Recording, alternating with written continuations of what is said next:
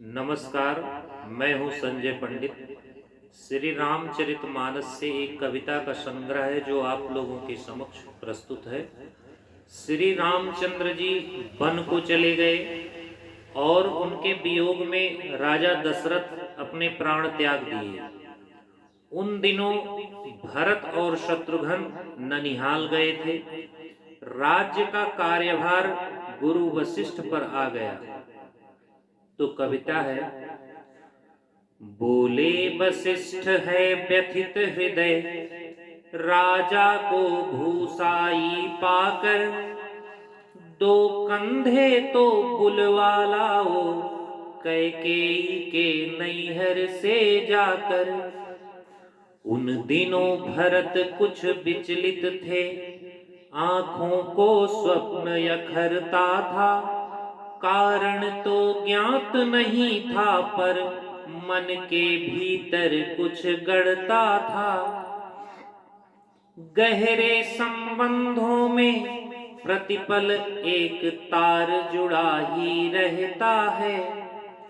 गहरे संबंधों में प्रतिपल एक तार जुड़ा ही रहता है। तन दूर रहे फिर भी मन से परिवार जुड़ा ही रहता है। सपनों में अवध उमड़ आया, घिर गए भरत उच्चाटन में। संदेश पहुँचने से पहले आभास पहुँचता है मन में। अंतस में संशय का तांडव, डेहरी पर दूत अयोध्या का।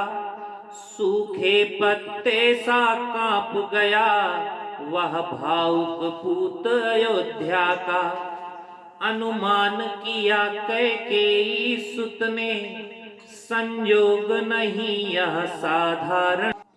पहले तो पूछा कुशल क्षेम, फिर पूछा आने का कारण। यह दूत कर्म था कठिन बहुत, भीतर का शोक छिपाना था। मातम को मंगल कहना था, स्वामी को झूठ बताना था।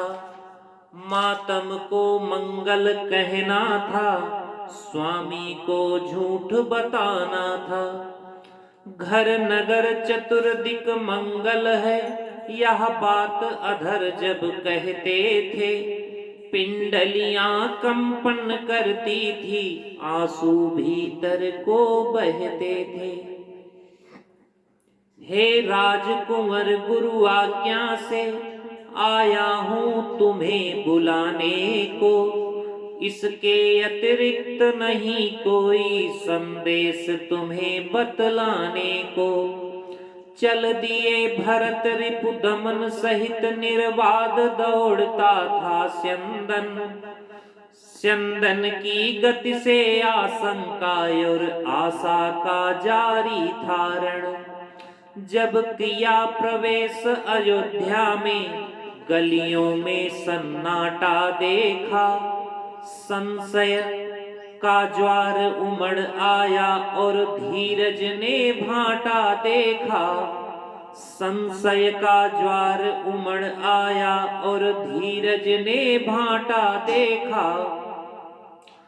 जब हम ननिहाल गए थे, तब ऐसा नगरी का रंग न था। हर चौखट इतनी मौन न थी, हर आंगन इतना दंग न था। जिस ओर भरत का रथ देखा, मुंह फेर खड़े हो गए लोग। कैकेयी सुत ने मन में सोचा, मैं मानुष हूँ या महारोग। सबकी आंखों में तिरस्कार, कैसा अनभिज्ञ भागा हूँ। जो सावन का सोया सोया, सीधे पतझड़ में जागा हूँ। जो सावन का सोया सोया, सीधे पतझड़ में जागा हूँ। ऐसा लगता था खड़ा हुआ है, शीश झुकाए राजभवन। केवल एक सूरत ऐसी थी, जिस पर कण भर अवसाद न था। वैधव्य समाया था तन पर, चेहरे पर तनिक विषाद न था। सपनों का रंग उदास हुआ, सूना था मात कलाई का। कुमकुम सिंदूर विलुप्त हुए, मुख पर था भाव ढिठाई का। पुलकित होकर बोली कैकेयी, अभिनंदन हो स्वीकार भरत। पहले पितु की अंत्येष्टि करो, फिर ग्रहण करो दरबार भरत। मैं हुआ अनाथ अयोध्या का, सूरज यमपुर में डूब गया। ऐसे में माँ का उत्स देख कर हृदय भरत का ऊब गया।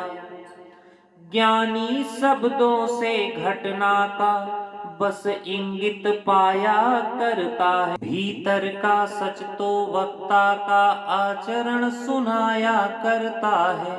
आश्चर्य क्षुब्ध होकर टूटा, पीड़ा क्रोधित हो चीख पड़ी। माँ को हर्षित क्यों करती है रघुकुल की ऐसी शोक घड़ी। बोला माँ ओछा लगता है यह तेरा हर्ष प्रफुल्लित मन। तूने ही तो दे दिया नहीं इस महाशोक को आमंत्रण। उन्माद परे रख कर संभली वात्सल्य ओढ़ने लगी त्रिया। सुत की आंखों में घृणा देख भौहें सिकोड़ने लगी त्रिया। तुझको भी मैं दोषी लगती, ऐसी क्या पाप किए मैंने। राजा पर थे दो बर उधार, अवसर पर मांग लिए मैंने। मेरा बेटा युवराज बने, ये इच्छा तो अपराध नहीं। राम नहीं बन जाते तो पूरी होती यह साध नहीं। ये सुनते ही थम गए भरत, जम गई सिरा फुल गए अधर। लगता था नमक छिड़क डाला कैकेयी ने जलते घावों पर। हर रोम लपट बन दहता था, पर्वत सा टूटा था सिर पर। था क्रोध अधिक या पीर अधिक, ये निश्चय करना था दूभर। नथुने फूले सांसें दहली, पर्वत सा टूटा था सिर पर। भीतर जो लावा दहका था, आ गया अचानक जिह्वा पर। पापिन तूने इन कुलघाती हाथों क्यों पाला मुझको। जिस दिन जन्मा था उस दिन ही क्यों मार नहीं डाला मुझको।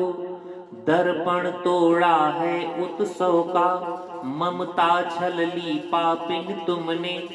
चरणामृत में विष घोला है, निज जिह्वा से नागिन तुमने। देना होगा उत्तर इसका युग तक स्वयं विधाता को। क्यों बांझ नहीं बना डाला ऐसी हत्यारिन माता को। पति को खाकर आनंदित है रत्ती भर, पश्चाताप नहीं। रघुवंश मुकुट मणिहीन किया, इससे बढ़कर कुछ पाप नहीं। चाहता हूँ उसका वध कर दूं जिसने ये अत्याचार किया। पर राम त्याग देंगे मुझको यदि मैंने तुझको मार दिया। एक क्षण आंखें नम होती थी, एक क्षण भ्रिकुटी चढ़ जाती थी। अभिव्यक्त भरत का मन करते भाषा थोड़ी पड़ जाती थी। चल दिए भरत इतना कहकर इस द्वार न आऊंगा अब मैं। अपराधिन सुन तेरा ये मुख फिर देख न पाऊंगा अब मैं। संतति के सुख की चाहत में नवधरा एक कर जाती है। पर बेटा अपमानित कर दे माता उस क्षण मर जाती है। सांसों के चलने पर करती संदेह रह गई, जब भरत डेहरी लांघ चले तब देह रह गई। कैकेयी भर गया कंठ तक ग्लानि बोध, चलती सांसें दुख देती थी। रोते रोते अपने केसों को मुट्ठी में भर लेती थी। होकर व्यथित हथेली से मुख स्वयं ढांपने लगती है। उसका दुख वर्णन करने में लेखनी कांपने लगती है, लेखनी कांपने लगती है।